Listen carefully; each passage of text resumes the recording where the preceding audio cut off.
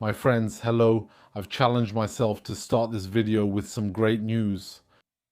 In the United Kingdom, we have our first billionaire in the migrant housing business.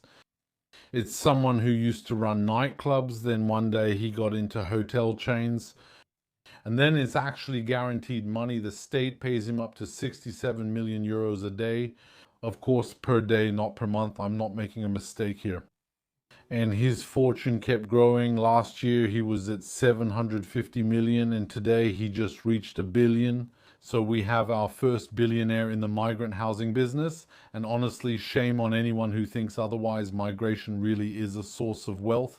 So now we're going to move on to more serious things, things that are a little less fun. Brexit. I've been giving you regular updates on Brexit for years. And you've noticed in recent months I've changed my tone a lot about Brexit. That means I went from being someone who believed in it, who thought that at some point we would really take our destiny into our own hands, until the moment I realized that Brexit had been a huge sham. In other words, it never actually happened. That's what I mean. So they put on a kind of farce for us. First, in 2016, we had a referendum. Then for years, they tried to overturn the referendum, reverse it, have another vote, all that. They used every excuse. They almost did to us what they did to the French in 2005. They almost did exactly the same thing to us. Let me show you something. The book you see behind me, Les Grandes Trahisons, the first chapter starts with a very important betrayal in France, which is the betrayal of the treaty. Spain, actually, that's the beginning. It's the mother of all betrayals.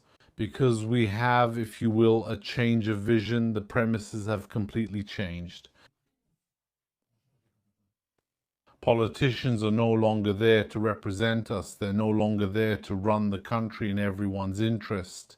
And actually, according to our view as the population, they're here today more to impose their vision on us, to change our habits, if necessary, through constant pressure, through taxation, through laws, bans, and propaganda. So actually, they have their own agenda that's completely disconnected from us. And we only have two options. Either we submit to their agenda or they force us to submit to it. So today we're going to have something extremely serious on May 19th. So May 19th, 2025. In a little less than a week, it will be Monday, not this Monday, the following Monday. What's going to happen is that the United Kingdom will host what is now being called the Capitulation Summit. It's a summit with the European Union. It's an absolutely major summit. There hasn't been anything like it since the so-called pseudo-Brexit. And this time, there are more than 100 high-ranking officials who will be lined up, who will receive their counterparts from the European Union to sign the United Kingdom's capitulation. That means the United Kingdom is going to change, if you will. It used to be a member of the European Union. Afterwards, it was in a grey area. We didn't really know if it was a member or not. It was playing both sides a little bit until the moment I told you it was a pseudo-Brexit. And today we're getting to something more and more concrete. The point is now we're becoming a vassal of the European Union, and then we're going to sign the surrender. So what's going to happen is that we're going to sign up for a permanent alignment with European Union standards. So it's not something that will commit us in the long term. Secondly, we're going to sign up for contributing to Brussels' budget. So we're going to start paying the European Union. We're going to start taking our taxes and giving them to the European Union, to whoever. And then thirdly, we're going to have to agree to freedom of movement. That means that the European Union, even before they came, they said, listen, honestly, if there's no freedom of movement, there's no point in us coming. We won't come to London. There's no point in discussing. For us, that's the cornerstone. We want freedom of movement. The British said, okay, yes, maybe we'll look at freedom of movement for people aged 18 to 35 to some extent and all that. But what we're actually doing is rejoining the European Union. Of course, all the negotiators and politicians say, no, absolutely not. We're not rejoining the European Union. But we know the double talk of these people. So that means that we will de facto rejoin the European Union through a lot of signatures, measures, commitments, and contracts, which will mean that in the end, we will be completely inside. We're already halfway in, and over time we'll go further. They're following the same path as Switzerland, a path where we're not members because the population doesn't want that. But while de facto it's the same thing, the psychological technique that was used is a narcissistic abuser's tactic. That is what they've done since 2016. They could have done to us like they did to the French. They could have done to us what they did to the French. That means they could have simply cancelled the referendum and then had members of parliament vote. They could have said, well, there's a disagreement. We can't implement the result of the referendum. We're going to have the parliamentarians vote, the lawmakers vote to stay in the European Union, and that's it. They stay. You need to know one thing. One of the strengths of the European Union, and that's why it holds on, and that's why most of the political class supports the European Union, is that it pays a lot. It pays well. And honestly, as I say in the book, if Brazil had invaded France or the United Kingdom and paid the political class as much as the European Union does, honestly, you would see Brazilian flags everywhere. Politicians would be willing to die defending Brazil. Quite simply, today, the allegiance of politicians, the allegiance of the political class is no longer to their nation, no longer to their country. You have to know that sovereigntism, nationalism, all that, these are very ugly words today. Today, everyone wants to take as much as they can for themselves. I take now, I consume, and as for the rest, I don't care. This is exactly the mindset we're in today. So people, if they have to sell their country to foreign powers or foreign institutions, they ask, what's in it for me? That's how it is. You shouldn't expect deeper thinking from these people. Anyway, what they could have done to us, they could have done to us, like I said, like the French did in 2005, cancel it, have Parliament vote, goodbye. Now, another strategy was used with the British. It's a punitive strategy. That means they were told, okay, you want Brexit? Okay, fine. You get Brexit. You wanted it, why? To control, all right. Will unleash mass immigration. You'll see you're going to pay for immigration. You're going to pay billions every year for immigration. People will come by boat. Absolutely nothing will be done to stop them. If necessary, the army or the navy will go get them and bring them back to the country. They will be taken care of with your money. And if savings have to be made, they will be made on your pensions, on healthcare, on schools, on everything. Guaranteed that the migrants, even if 100 million come, we will take 100 million. So that's a commitment. As I told you, we are in a post-border era in the United Kingdom. So those who voted for Brexit to protect the borders, today they see what's happening. Brexit supporters were told at the time, with London buses displaying, after Brexit we'll save billions and give this money to public hospitals. It was stated clearly. These were promises written in black and white on buses. Today, the public health system is collapsing. In the public health system, people are waiting for very important surgeries for 2 years, for 3 years. Some people go abroad to get treatment when they can. Otherwise, they wait here and waste away. Add to that explosive, literally confiscatory taxation. Add to that the total collapse of public services. Add to that insecurity. Add to that the rise. Those who say, yeah, Brussels, the European Union, that's what's making us lose our freedoms. We're being forced to follow laws from abroad. Today, I'll just give you one example. There's a cop, a former cop, he's retired, he posted a tweet. The police showed up at his house, he was handcuffed in his living room. The police came, started looking through his books and searching around. They said, oh yes, there are the recordings from the cameras worn by those officers. Oh yeah, did you see this book? It's pro-Brexit. This book has pro-Brexit leanings. Of course, he was eventually released by the court. They ended up apologizing. They ended up compensating him. But that's just one case among many. How many people are arrested every day? Each day in the United Kingdom, 3,035 people are arrested for things they've said. So those who voted for Brexit to get more freedom, more stuff, today they see that we're actually regressing very, very deeply. We're moving toward an increasingly authoritarian system that weighs more and more on our freedoms. So in reality, what we've done, we've completely abused and violated the British people.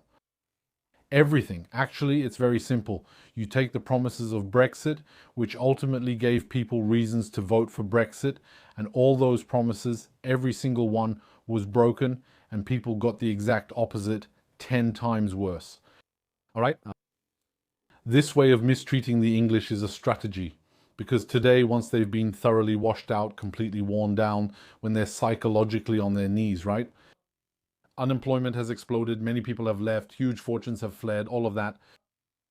Now the British are on their knees. If you ask them now, do you want to sign up to join the European Union? They'll say, yes, I want to. They're ready to join the EU, even if they have to crawl.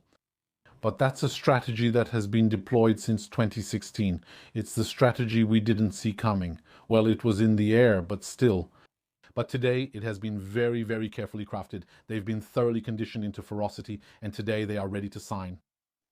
So, another thing. Of course, we'll hear voices saying yes, but we need to change the political class, which is true. In principle, I agree. We couldn't just do Brexit, gain sovereignty, and then hand it over to people who don't believe in sovereignty, who don't believe in the nation, who are stateless, who are globalists, who are young leaders, who are part of Bilderberg, who are part of Davos, and who owe their allegiance to forces and organizations outside the country. So indeed, it made no sense. We should have replaced them. But here's the problem. The problem is that in a kingdom, you don't replace people, because in a kingdom, power is inherited. It's not earned, it's inherited. We have, of course, you see the king who is a globalist, period. But you have within the workings of the administration, within the workings of the state, a lot of people who are in hereditary positions. So these are not people you can remove. These are not people who get elected. These are not people who just show up and then risk their seat. No, they're there forever. And they have decided to turn the United Kingdom into a wonderland of globalist experiments. Today, the media were reporting on one city. Well, one city. I know why they're talking about just one city. We were meant to discuss 100,000 cities. A city in the United Kingdom has become Little Somalia, with more than half of the adults not speaking a word of English. And that's why I'm a bit surprised they're talking about just one city, because there are more and more cities like that. So it's a choice. It's a conscious choice that was made. I couldn't tell you why. I couldn't tell you, because my reasoning, if I go back 10 or 15 years, my reasoning was that if we have a king, since the king is in it for the long term, since he has to pass this country on as much as possible in its current state to his children, to his descendants who will manage it from generation to generation. He doesn't want to give them a divided, broken country full of crimes, slums, collapsed, ethnic divisions, etc. He doesn't want to give them that. He wants to pass on to them a stable, prosperous country with very strong guarantees of historical continuity. I used to think the kingdom was a factor of stability. Today I see that's not the case, not at all. Kingdom, republic, it's exactly the same thing. It doesn't change anything at all. These people nowadays take care of their castles, deal with their escapades, their own issues, tabloid problems, scandals, all that stuff. And they live their lives. It's just a cast. They live their lives. They are totally out of touch with reality and occasionally appear somewhere. They get a police cordon, bring in some people to applaud, give them flowers, take a few photos and go home. That's all. But the country's condition isn't really their concern, especially since they mingle with the big shots at Davos, Bilderberg and elsewhere. So basically, they're part of the scheme, except this time they've decided to carry it out in their own country. So watch closely in an hour, in a week, the Capitulation Summit. And among the stakes of this summit, if you will, is that the United Kingdom has just secured a deal with the United States. He was very proud a few days ago. You heard, if you follow the news, oh yes, we signed a deal. But actually, when you look at the deal, of course, as often when these people tell you they've signed a deal, you just have to look at it closely and you'll see that it's also a surrender deal. That means they offered unilateral concessions to the Americans, so the Americans get all the rights and the United Kingdom gets practically nothing. They're going to do the same thing with the European Union, except the problem is that even this losing deal with the Americans, well, this deal can be called into question if ever they sign or capitulate to the European Union. The Trump administration doesn't view the European Union favorably. So, they are ready to sign an agreement with the United Kingdom, where the United Kingdom loses everything, literally. It allows, for example, the arrival of American meat, etc., with all the hormone additives, not even labeled. It will just arrive and that's it. Anyway, I don't eat that stuff already. That's one of the reasons why I want to leave. By the way, this is one of my last videos in the United Kingdom. The next videos will be from abroad. In a few days, things are going to change drastically, but what I'm trying to tell you is that I can't eat anything from them anymore. Why? Because I told you about this Bovaer story and all that, or even local food today is poisoned by experiments, chemicals they give to animals and say, yes, it's for the climate, except it ends up in the food chain. And they say no, but it doesn't have any impact. It doesn't have any impact. Many things are said to have no impact. Years later, we realize it actually had an impact. That's it. So there's a trust that's completely broken. When you reach a point, a level where you can't even eat from certain people's hands anymore, at that moment you tell yourself it's better to leave. So that's it. That's one of the reasons why I'm leaving as well.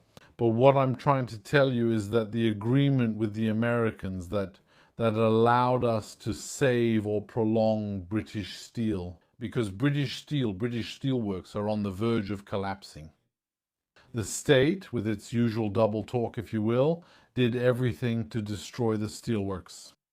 So, first of all, we don't need it to help you because we have no project. Steelworks are for countries that are still building themselves up, that are building rails, roads, bridges, public works. Here, we are building absolutely nothing. So, I mean, what's the point of steel? It won't be of any use to us. And then also we created punitive taxes and levies on energy use. So we have some of the most expensive energy in the developed world. So in this context, the steel mills have to close. I mean, there's no point in trying to save them. They're already dead. So now, since the public has spoken up a bit, they're trying to pretend to save the steel mills. That's where there was an agreement with the Americans so that the British steel mills could export steel to the United States. But that's not really going to save them. It's just going to prolong them a little bit, because the steel anyway will be too expensive and it can't compete with other countries. So this agreement might fall through because we're going to sign an agreement with the European Union. Anyway, my friends, that's it. It's the 40 without 8, as they say. There are people who say, yes, did you see Farage rising in the polls? Yes, I know Farage is rising in the polls. It reminds me a little of the Germans. When they're on their knees, when their country is on its knees, unemployment is skyrocketing, crime is skyrocketing and everything. What do? There's the one rising in the polls, and then in the end they vote for a globalist as usual. So it's the same here. When the Brit wants to express his dissatisfaction, he starts voting for Farage a bit. And then when it gets serious, all it takes is some calls in the media, some singers and comedians, maybe some footballers, to come and remind him a little how he should vote. And he'll fall back in line and vote for the same people as usual. So there you go. And anyway, let's imagine Farage himself comes to power tomorrow. Let's imagine he comes to power tomorrow. What is he going to do? You come into a country that's collapsed. What do? Is he just going to do that? Is Farage a magician? He can't work miracles. We need to stop, I think, my friends, we need to stop living in this myth or fantasy of the Savior who will come and save us. That means we have damage that's been done over generations, and then suddenly there's a Savior who shows up and just fixes everything, right? And then he has a cape, he has a sword, right? And then suddenly he saves us, and the next day there's full employment, the next day prices go down, the next day security comes back, the next day we feel better and everything. No. Once we've destroyed all that, I mean, well, we can always bring in people who will try. It takes more than Farage to save these countries. Thank you, my friends, for listening. Let me remind you again about my book, The Great Betrayals, and then I'll see you in an upcoming video. See you very soon.